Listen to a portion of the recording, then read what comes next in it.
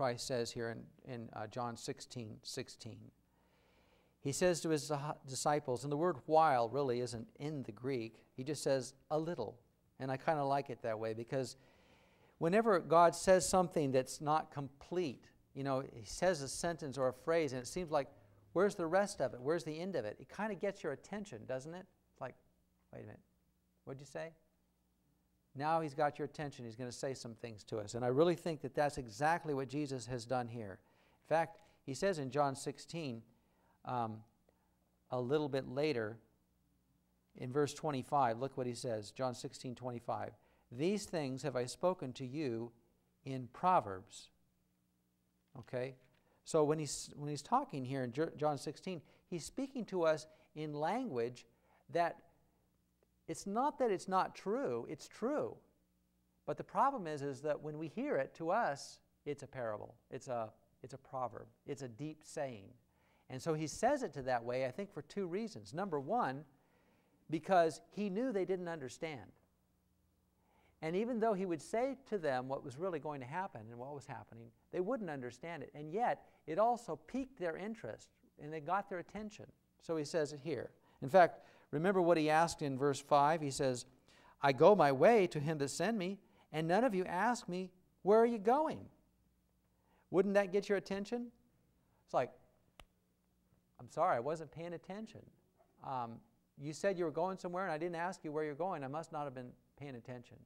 And here he says in verse 16, Jesus says, a little, and you shall not see me. And again, a little, and you shall see me, because I go to the Father. Now that sounds like deep language. I don't know about you, but when you read that, the first time you read it, you go, what is he saying? And that's what the disciples asked in verse 17. Some of the disciples said among themselves, what is this that he saith to us? A little, and you shall not see me, and again a little, and you shall see me, and because I go to the Father? They said, therefore, what is this that he saith, a little? We cannot tell what he saith. Now Jesus knew that they were desirous to ask him, and he said to them, do you inquire among yourselves of that I said, a little, and you shall not see me, and again a little, and you shall see me? And then we read this last week in verse 20 about the analogy between a woman having a child, the sorrow before the child, and the joy after the child. This little, what is this? What is this little thing? First there's a little, and you shall not see me, and then there's again a little, and you shall see me. Look back at chapter 13. John 13, verse 31. He says in verse 31, Jesus says, therefore, when he was gone out, Jesus said, now is the Son of Man glorified, and God is glorified in him. If God be glorified in him, God shall also glorify him in himself, and shall straightway glorify him. Now I should explain those verses, and maybe I'll have time, but let me read the next verse. Little children, yet a little while I am with you, and you shall seek me.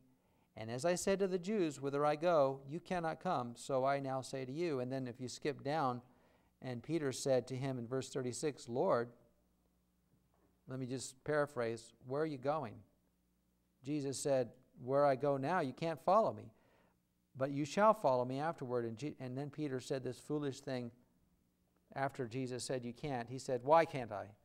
I will lay down my life for your sake. And Jesus said, will you lay down your life for my sake? So, you know now, I think, what this first little has to do with. What is this? Jesus says, a little, and you shall not see me.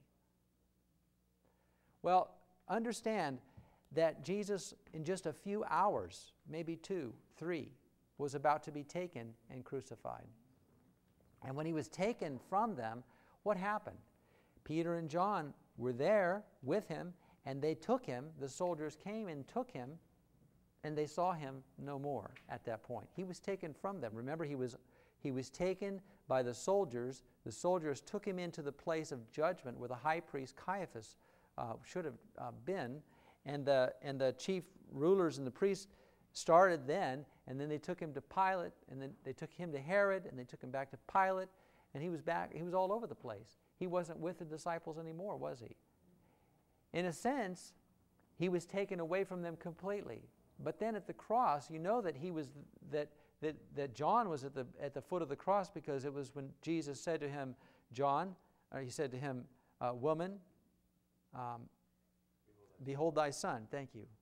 And so we know that John was there and Mary was there, and yet